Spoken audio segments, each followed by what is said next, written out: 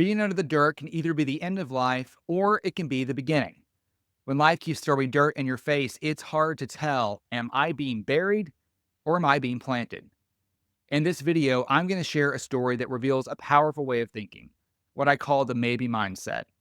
And then I'm going to walk you through a simple 3-part mindset shift to help you keep growing, keep thriving, and keep moving, even when life gets messy.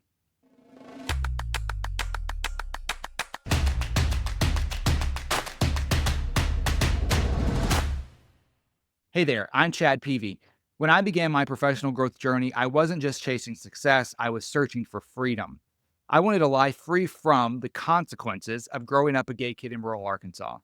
And I wanted to be free to create the person I always knew I was meant to be. Today, I'm a best-selling author and award-winning speaker on mindset design and personal development. But that transformation didn't happen overnight.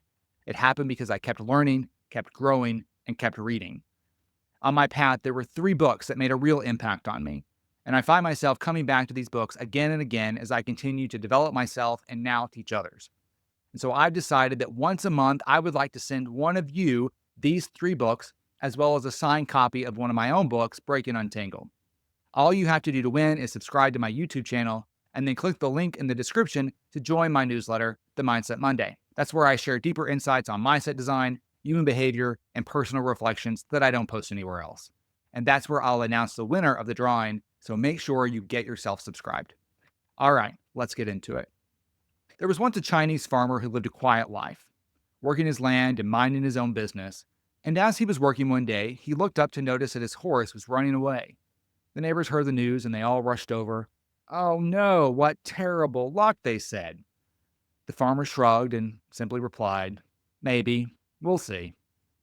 A few days later, his horse comes back home, but with him, he brings an entire herd of wild horses. And the neighbors came back, wide-eyed. "This is amazing. What great luck you have." And the farmer smiled and said again, "Maybe. We'll see." A few days later, the farmer's only son tried to break one of those horses, but the horse bucked him off and the boy broke his leg. The neighbors once again came offering their opinions. "Oh no, how awful. You've got such terrible luck." And once again, the farmer said, "Maybe. We'll see." Not long after, soldiers came through the village to draft young men to go off to fight on the front lines of a hard war. To be drafted was surely death. All the young men in the village were rounded up and sent off to fight in this war, but not the farmer's son, because he had a broken leg, and so he wasn't taken. As the parable of the Chinese farmer reminds us, sometimes the very thing we think is ruining our life turns out to be the very thing that saves it.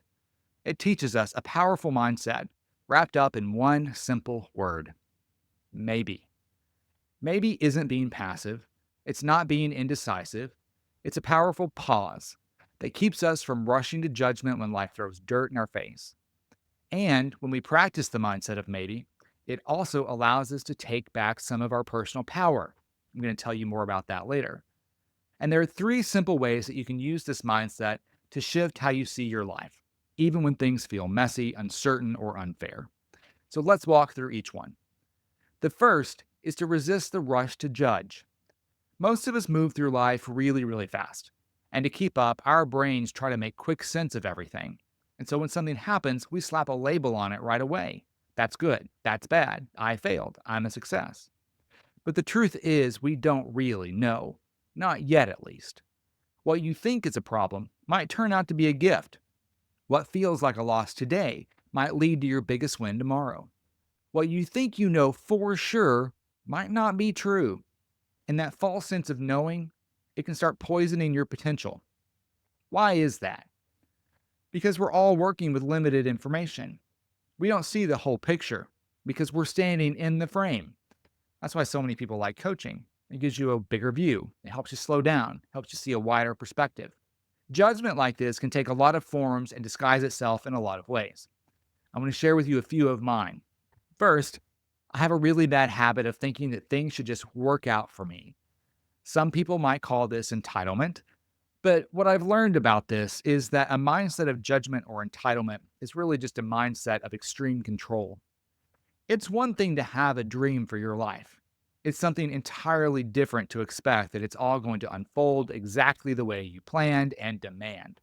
That's just not reality. It's a recipe for misery. I also catch myself rushing to judgment when it comes to other people.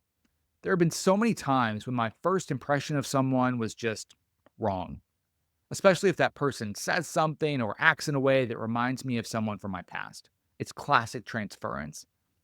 And then there's the trap of assuming that I know what someone else is thinking, as if I'm some sort of mind reader. This gets me into trouble all the time, and that's just another form of judgment. So the next time life throws dirt in your face, slow down, pause, don't rush to judgment. Just remind yourself of the Chinese farmer. And when you're thinking to yourself, is this good? Is this bad? Just say, maybe. We'll see. The next step, let go of the opinions of the herd. In the Chinese farmer parable, no matter what was happening, the neighbors always showed up with an opinion. Does that sound familiar? The people in your life, your parents, your friends, your coworkers, your old classmates, they'll all have something to say about your life, your choices, and your dreams. To have opinions is the default setting for human beings.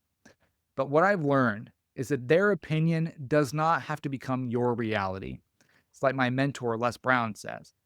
What people think about you and the possibilities for your dream is none of your business. Now, this doesn't mean that you ignore everyone. Some people really do matter. Their opinions matter. It's good to have validation from important people in our lives.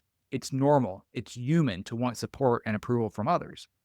Just be careful who you give that power to, because not everyone has earned it. This happened to me just recently. I worked really hard to create a very thoughtful, high-level product and experience for this company that I've had a long history with.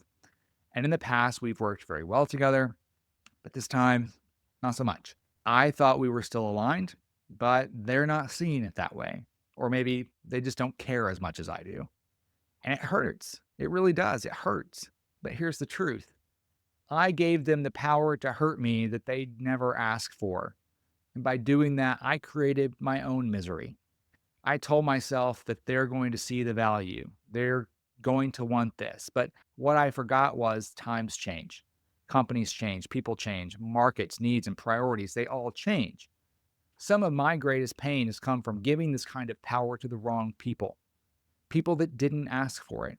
I just handed it over. So check in with yourself. Have you given power to someone who hasn't earned it? Are you carrying someone else's opinion like it's your truth? And if so, it's time to set it down. It's time to reclaim that power. And the third mindset of maybe is to just go ahead and assume that life is rigged in your favor. Why not? Instead of worrying about what might go wrong, what if you trusted that it's all going exactly the way it's supposed to be? What if every no, every delay, every disappointment was actually the universe conspiring in your favor? What if the universe wasn't trying to break you down, but trying to build you up, to shape you, to mold you into the person you were always meant to be, to give you the tools to share your true potential with the world? Your potential. We all have potential. It was pre-installed, but you have to remember that your potential is different than your outcomes. Your outcomes, those are on you. To reach those outcomes, to create and manifest the dream, you're going to have to grow. You're going to have to grow into the potential. And that's a kind of growth that takes full participation from you. It takes resilience, which means that you don't get to quit in the middle of your story. When you start working on that dream you've got, when you start leaning into that purpose that you feel so deeply, when those things start coming out of your head and entering into the real world, you're going to feel the friction. It's going to feel like you're waking up after a deep sleep because you are awakening to your greatest potential. You're not going to want to open your eyes. You're going to feel heavy and tired, but you've got to get up. You've got to move because we are waiting for you. You are the only one that can bring what's inside of you to the rest of us. And the world needs what you're here to give. So come on and step into that potential. Show us what you've got. And when the struggle comes, because it will, don't just sit there and ask, oh, why is this happening to me? Declare with a deep knowing that whatever this is that is happening, it is happening for me. I try to think about the story I want to tell on the other side of every struggle. It's taken me a long time to get into this habit, but I find it very helpful in developing grit and resilience. So when I'm facing a hard time, I'll ask myself, when this is over, what story do I want to tell? Do I want a story of giving up or a story of resilience? A story of winning, even when the odds feel stacked against you. A story of what's possible when you let other people help you. A story of rising above when it seems like the world is holding you down. A story of what happens when you keep believing in yourself, even when it seems like no one else does. Or do you want that sad story with a sad ending? Because you get to choose. You get to choose to keep going. We can live like our life is just a consequence of the last thing that happened to us, or we can choose to live a consequential life. For me right now, I'm in a new season. I'm shifting from running a training company to building a coaching company. And even though that sounds like a small change, it's requiring something bigger from me. It is stretching me and testing me. And yes, it is hard. But I refuse to close the book on this particular page. This chapter isn't done yet. I will turn the page. I will keep writing, and it's going to be a story worth telling. That's the choice that we all get to make. You can't see the big picture when you're inside the frame, but you can choose how you show up in the middle of it. So here's what I want you to try. Stop being so fast to label everything that comes your way. Stop judging yourself so harshly. Start trusting the process. You might hear no. You will hear no. You might feel stuck. You might wonder if it's ever going to work out. But maybe, just maybe, that delay, that detour, that struggle, it isn't holding you back. It's setting you up. The truth is, we're still in the middle of the story and we just don't know yet. So breathe, stay open, keep moving forward. If this video resonated with you, make sure you subscribe to the channel and don't stop here. Click on the next video to keep building your mindset by design, one step at a time.